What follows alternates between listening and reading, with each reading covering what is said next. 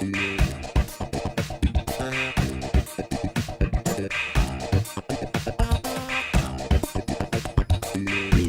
minute numérique de Ségolène. Nous continuons aujourd'hui le thème de cette série sur l'impression 3D et nous allons continuer de parler de la bio-impression. Qu'est-ce que la bio-impression ?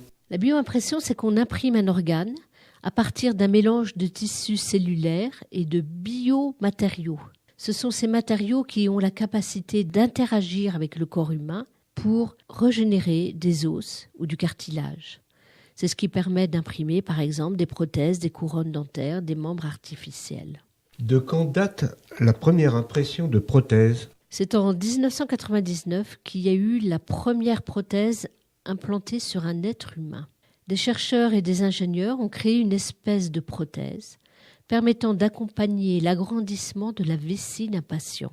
Outre la contrainte de devoir créer un objet, entre guillemets, adapté à la physionomie du malade, il convient de trouver un système réduisant les risques de rejet.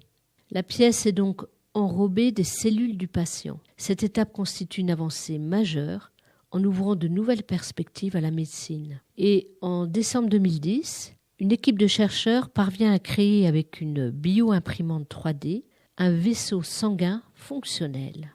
À partir de quel moment la bio-impression s'est-elle développée ? Elle s'est vraiment développée à partir de 2012. Cette année-là, les médecins ont implanté la première mâchoire imprimée dans la bouche d'un patient.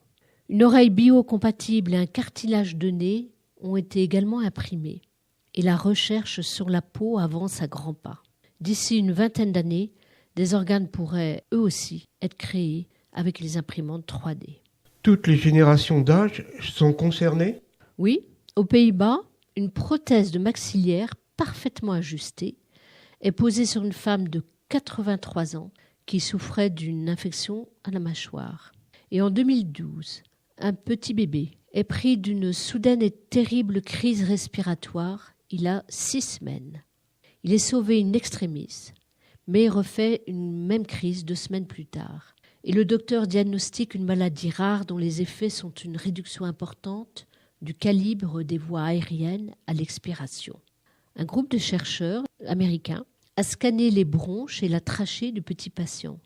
Puis, ils ont recréé un morceau de trachée parfaitement ajusté grâce à la modélisation. Une fois greffés, les tissus organiques recouvrent progressivement la prothèse, offrant au patient, au bébé, un nouveau système respiratoire fonctionnel. Le bébé grandit, les organes aussi. Dans les 3 ans, la prothèse sera entièrement dissoute et le bébé va bien respirer. Voilà quelques mots, Joël, sur la bio-impression.